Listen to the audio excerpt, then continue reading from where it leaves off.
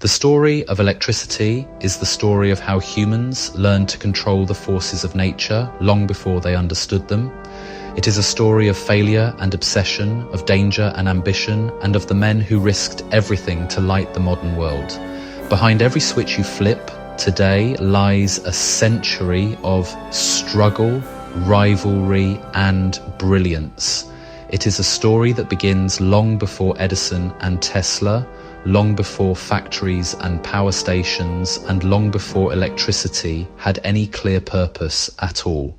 More than 2,000 years ago, the ancient Greeks noticed that amber, when rubbed with fur, could attract small pieces of straw. They named this strange force electron, meaning amber. It was a curiosity, not a science. No one knew what it meant or what it could become.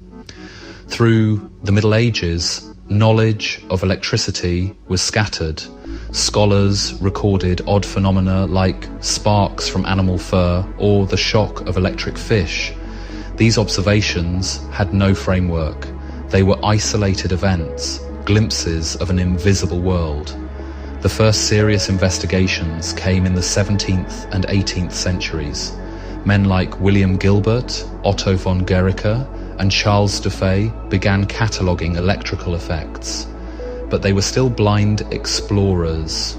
They described what happened, but not why it happened. In 1752, Benjamin Franklin performed his famous kite experiment in Philadelphia. A stormy sky, a wet string, and a key on the line revealed that lightning and electricity were connected. Franklin survived, but the world changed. Electricity was not just a curiosity, it was a force of nature. By the late 18th century, scientists had discovered the Leyden jar, the first electrical storage device.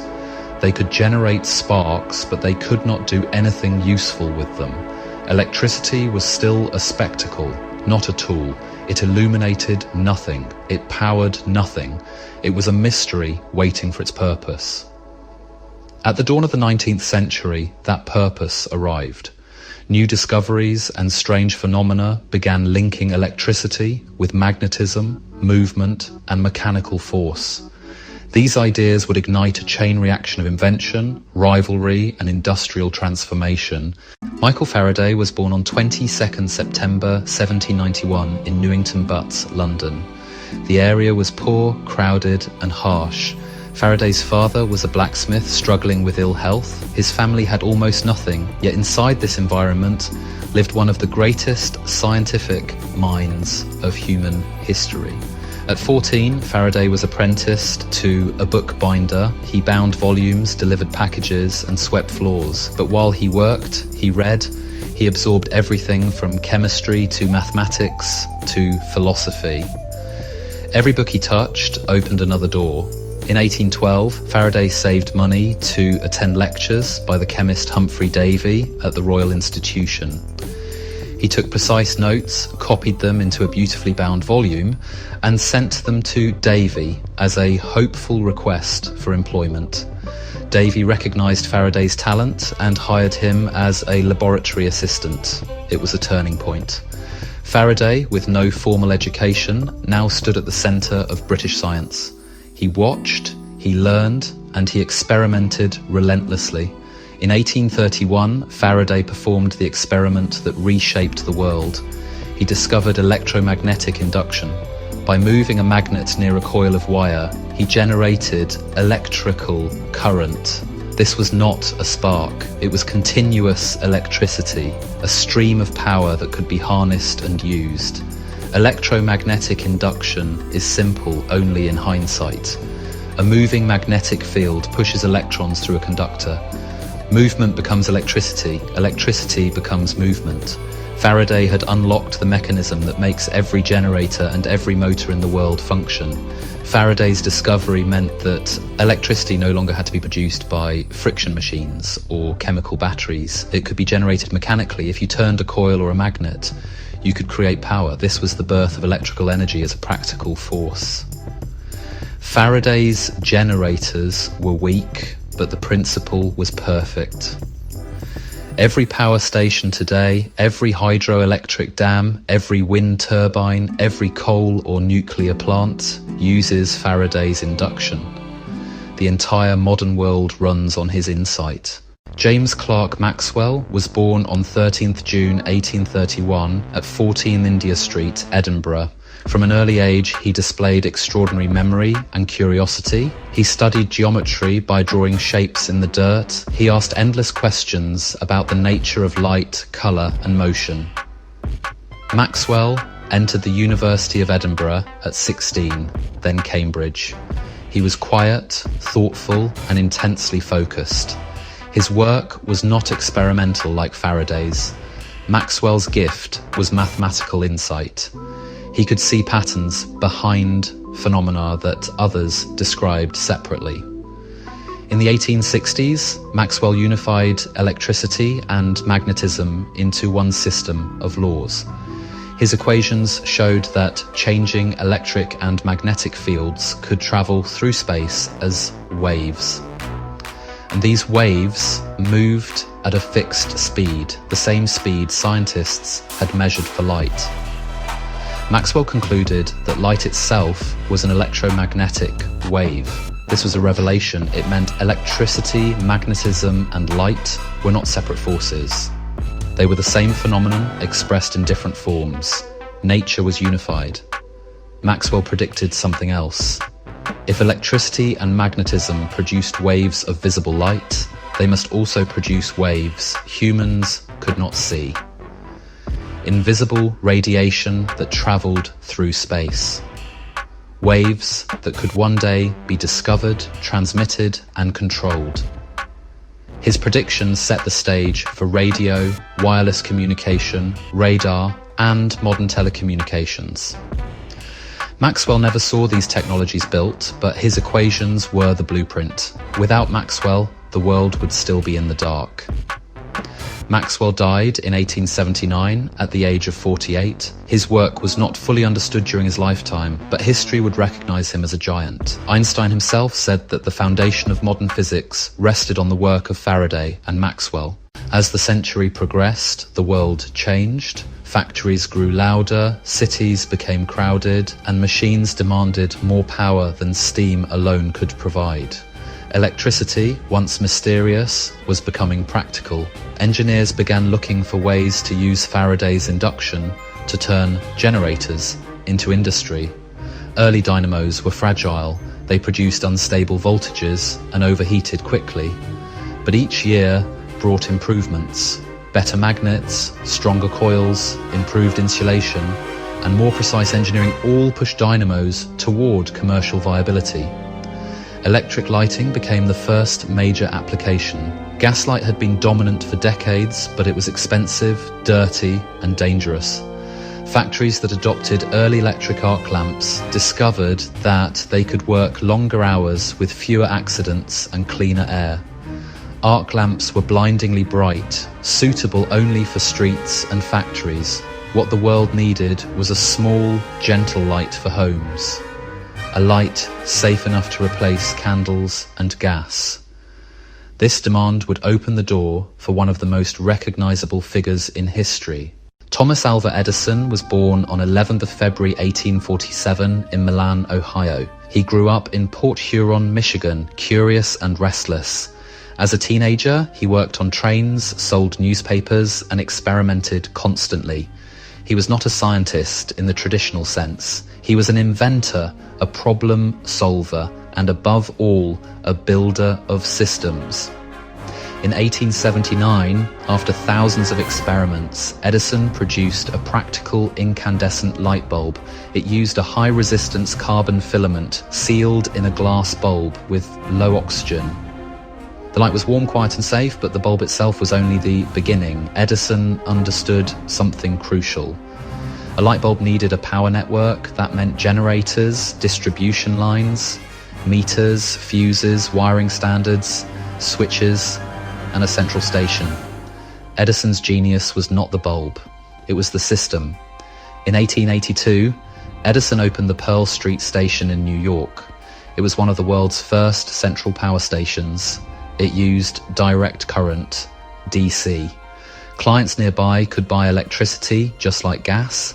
The system worked, lights came on at the flick of a switch, streets glowed, businesses extended their hours.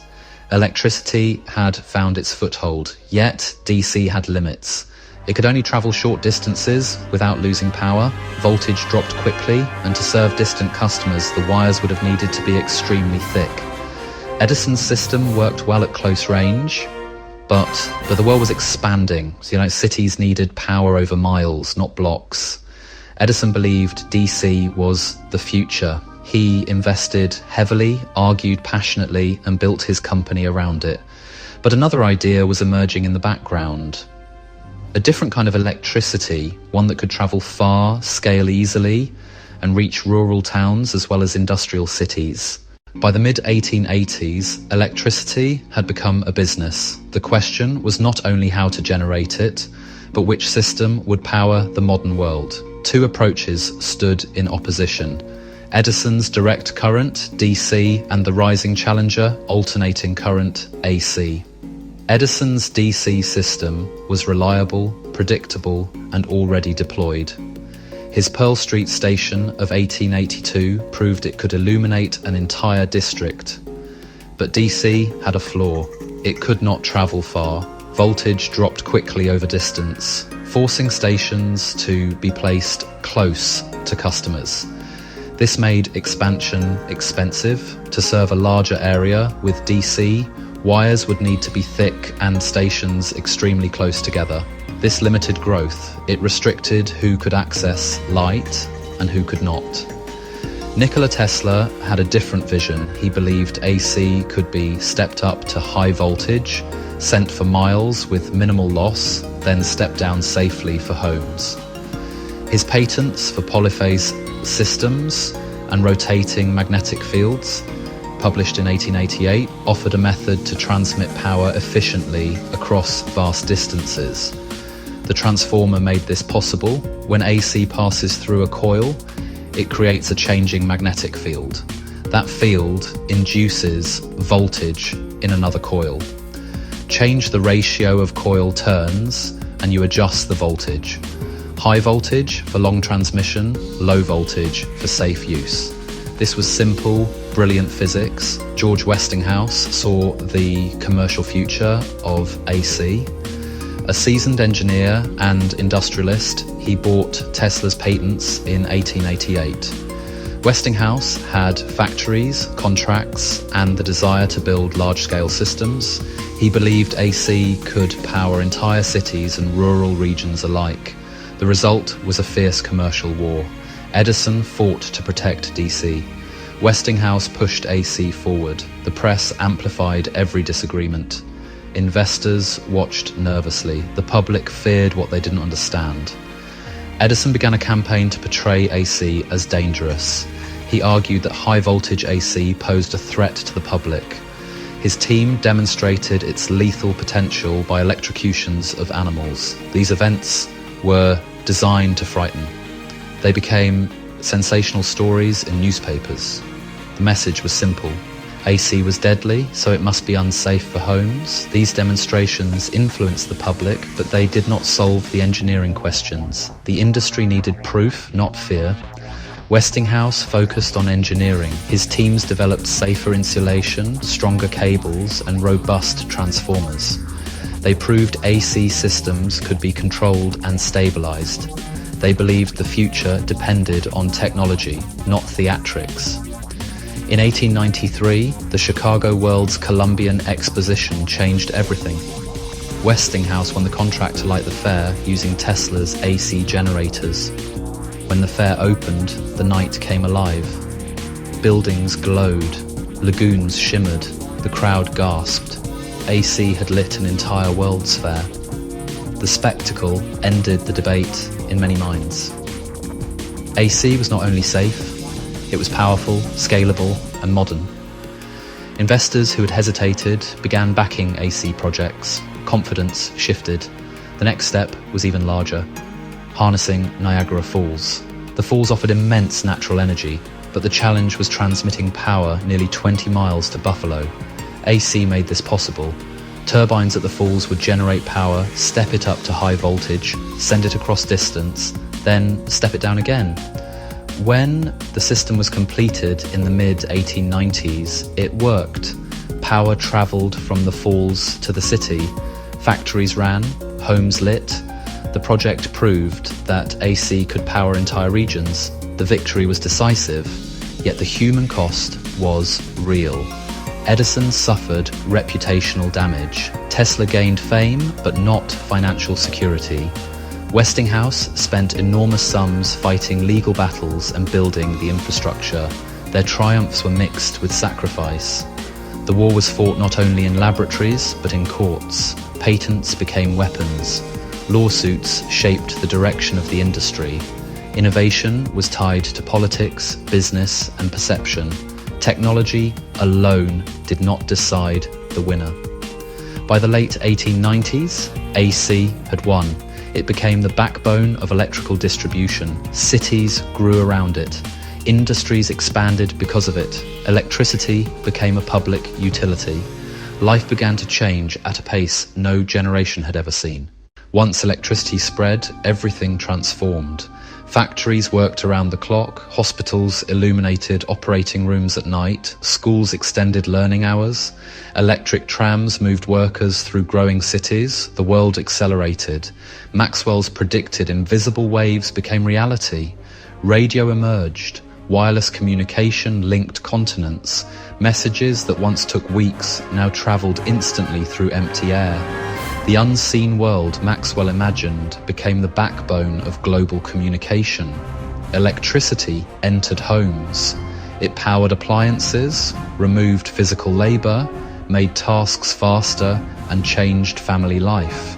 Light extended evening hours, influencing culture, work, and social activity. The home became a space shaped by power.